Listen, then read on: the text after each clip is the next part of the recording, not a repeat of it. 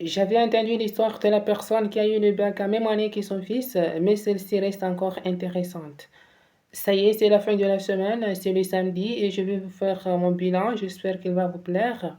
Et on commence directement avec le président de l'Union des Comores, Azali Assoumani, et son armée nationale de développement qui vont célébrer ce jeudi 13 août 2026 l'ouverture de cérémonie du Maulid Nabawi.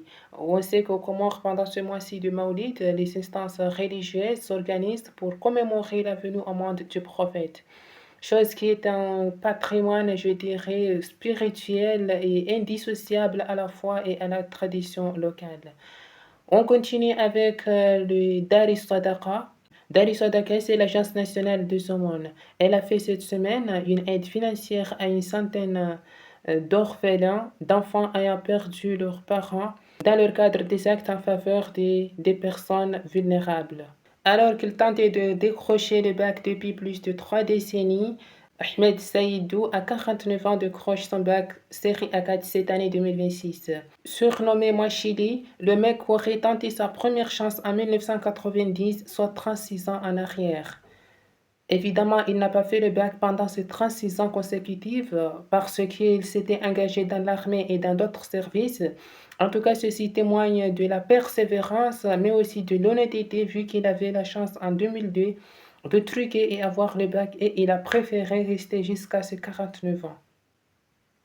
Évidemment, on ne sait pas si il va continuer les études à l'université et s'asseoir sur le banc avec les gamins de 18 ans, 20 ans, mais en tout cas, ceci témoigne que dans ce monde, rien n'est impossible. On va parler maintenant de l'Académie nationale du football comorienne, où on sait que les Comores ont ouvert une académie de formation des jeunes, mais depuis sa création, ces jeunes s'entraînaient uniquement à Moroni.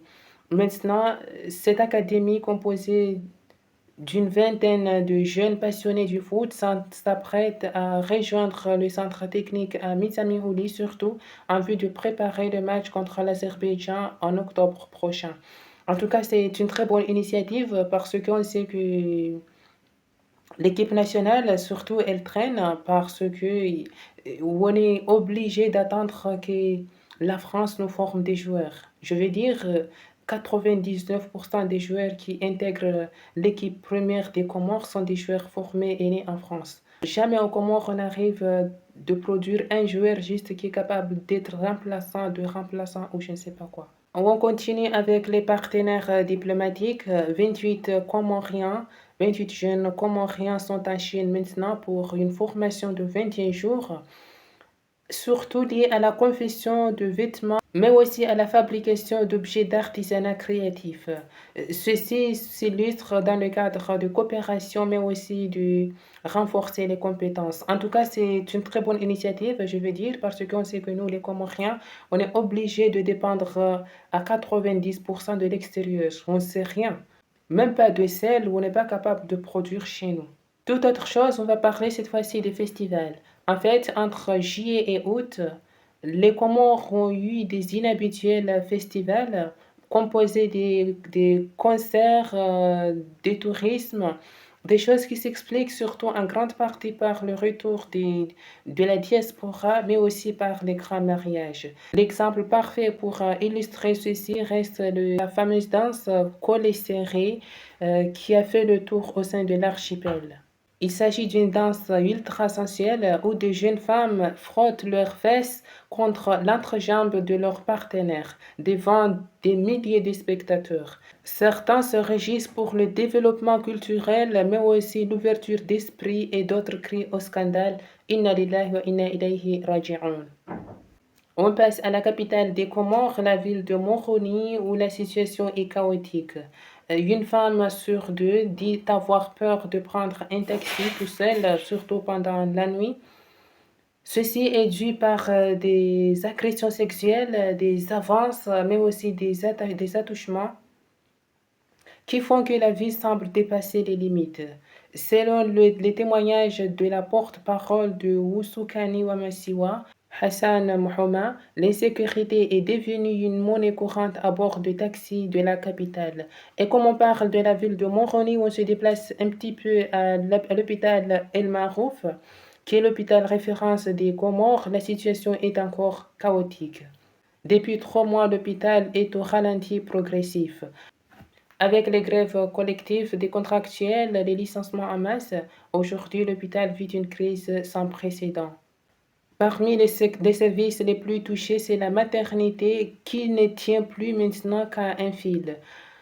Les effets sont immédiats parce que des dizaines de femmes enceintes doivent parcourir de kilomètres pour se rendre au centre de Mbéni, qui risque lui-même de déborder. Souvent, on parle de la prison de Moroni, mais aujourd'hui, on va passer à la prison de Koki pour les rendre un peu visite.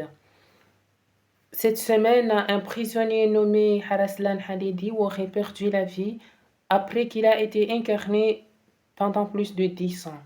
En fait, lui, il a été poursuivi par la police pour des faits de meurtre qui remontent en 2015, mais son audience n'a jamais pu être organisée parce qu'il s'est échappé en 2020, en août 2020, lors de l'évasion de plus de 80 détenus. Malheureusement, il a été saisi et appréhendé par la police en octobre 2025 et il a été détenu, ce qui fait encore un deuxième délit, ou un délit parce que là, le premier, ça doit être vraiment un crime. Et malheureusement, il est décédé ce mercredi le 12 août 2026. D'après plusieurs informations recueillies, il aurait été malade. Des proches et plusieurs sources dénoncent des conditions de détention inhumaines. Sa mort aurait provoqué une vive colère au sein de sa famille qui aurait même refusé de prendre le corps. En tout cas, le parquet général assure que non, le type n'était pas gravement malade et que sa mort est survenue brusquement. Mais bon, on ne va pas se mentir. On sait que la mort des détenus, pour le gouvernement, qu'ils le disent ou non, ça leur a servi. C'est parce que plus ils meurent, plus ils ont moins de dépenses. Parce que voilà, ces gens-là qui sont là, eux, ils dépensent pour eux. En tout cas, son décès reste à se poser des questions concernant la situation et surtout les conditions de détention des prisonniers à la prison de Koki parce que ça reste le troisième décès en moins de 6 mois, ce qui fait en moyenne un décès tous les 2 mois. On se déplace à Moutsamoudou où un juge aurait agressé une avocate. Il s'agit en fait d'un juge nommé Aziz qui aurait agressé physiquement une avocate domonienne prénommée Lutfa en tentant de la faire basculer par une fenêtre en premier étage. Elle a même dû mordre le bras du type pour se sauver. À mon avis, ceci constitue quasiment une tentative de meurtre. Selon les informations retenues, ce n'est pas la première fois que ce type ait des comportements similaires, mais il l'a déjà fait, il a déjà agressé beaucoup de ses collègues de travail. On sait que dans ce monde, rien ne reste indifférent. On se rappelle surtout en 2018 où le gouvernement comorien était à l'origine de plusieurs dégâts, surtout humains. Plusieurs personnes ont été tuées par des supposés votes, beaucoup de choses. Ainsi, la Commission africaine des droits de l'homme et du peuple épingle les Comores pour les violations causées entre 2018 et 2020. C'est une période marquée par des vagues d'arrestations d'opposants, notamment l'arrestation de Sambi, de Salami et d'autres grandes figures, des personnes en garde à vue sans avocat, mais aussi beaucoup d'autres choses, surtout après le fameux référendum de juillet 2018. L'État comorien est donc appelé à modifier son code de procédure pénale, mais jusqu'à maintenant, il n'a pas encore réagi. Et pour finir, c'est encore très grave, mais aussi c'est aussi une leçon. En fait, selon le journaliste Obeidillah Mchangama, il y a 2 ans d'ici, 40 jeunes Comoriens sont allés en Mauritanie pour prendre des quotas et rejoindre l'Europe, précisément la France.